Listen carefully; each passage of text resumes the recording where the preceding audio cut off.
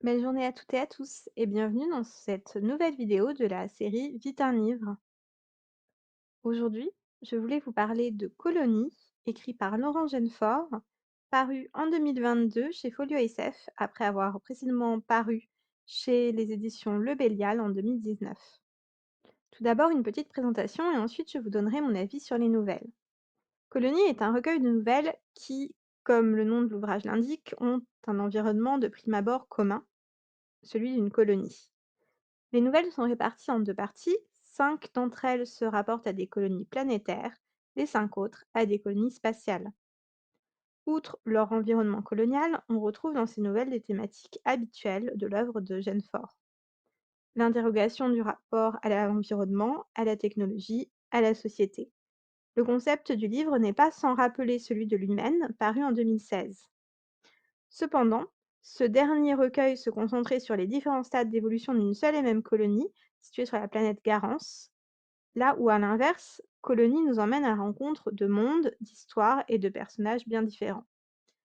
Et c'est heureux car l'un des grands points forts de l'auteur, c'est justement sa capacité à créer d'autres mondes de toutes pièces. La première partie, consacrée aux colonies planétaires, comporte les nouvelles suivantes. Le lot numéro 97, Le dernier Saint-Lincard, Le Brie, Je me souviens d'Opulence et Le jardin de Mélodie.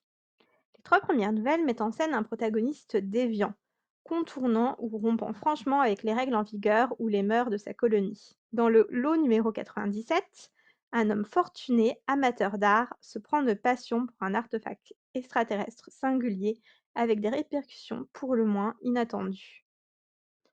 Dans le dernier Salincar, ce n'est pas pour l'art, mais pour le dernier représentant d'une espèce locale que le héros va s'affranchir de certaines règles. Le bris nous emmène à la découverte des descendants d'une expédition scientifique échouée sur une planète hostile avec laquelle l'un des habitants est persuadé qu'il est possible de communier. Je me souviens d'Opulence, c'est une nouvelle plus contemplative. La vie du narrateur y défile sous les yeux du lecteur, cette fois entièrement intégrée à celle de la colonie. Le jardin des mélodies est peut-être ma nouvelle préférée de cette partie. Le ton y est bien différent puisqu'il s'agit ici de suivre le représentant des autorités d'une petite colonie tranquille, confrontée malgré lui à une affaire plus importante que de coutume. La nouvelle n'est pas sans rappeler l'un des textes bien connus d'Edgar Allan Poe, quoique de manière singulièrement plus poétique. Par contre, impossible d'en dire plus sans tout dévoiler. La seconde partie est consacrée aux colonies spatiales. Elle comporte les nouvelles suivantes: Longue vie, Tien Keou, La fin de l'hiver, Proche horizon et L'homme qui n'existait plus. Longue vie nous emmène à la rencontre d'une femme que la longévité record conduit à participer à un jeu mortel. Dans Tien Keou, le jeu est de nature différente, mais le jeune garçon, protagoniste de la nouvelle, n'en est pas moins la victime. J'ai apprécié le caractère également implacable des 2 scénarios, qui prennent place de manière toutefois très différente et dans des environnements diamétralement opposés. Le premier dans un environnement de station désertée, le second dans une colonie au contraire surpeuplée et à la culture fortement inspirée de la Chine. Les 2 nouvelles ont, comme je l'ai dit, un dénouement cruel et quelque peu inattendu. Elles sont suivies d'une nouvelle bien plus optimiste, La fin de l'hiver.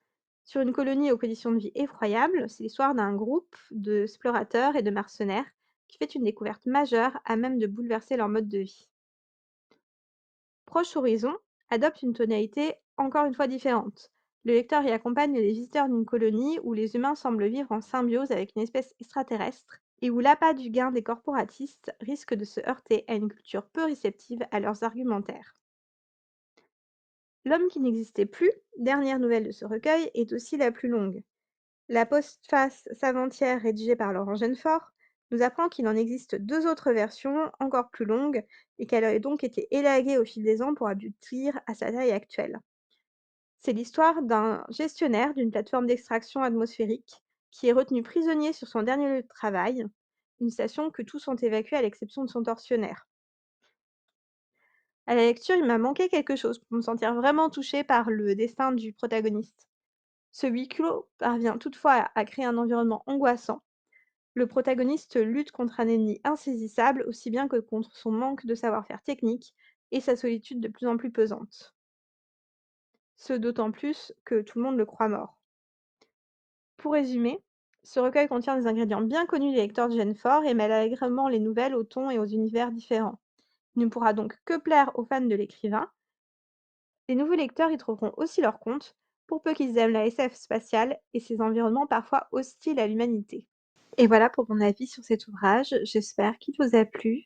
Je vous souhaite comme d'habitude une belle journée et surtout de bonnes lectures.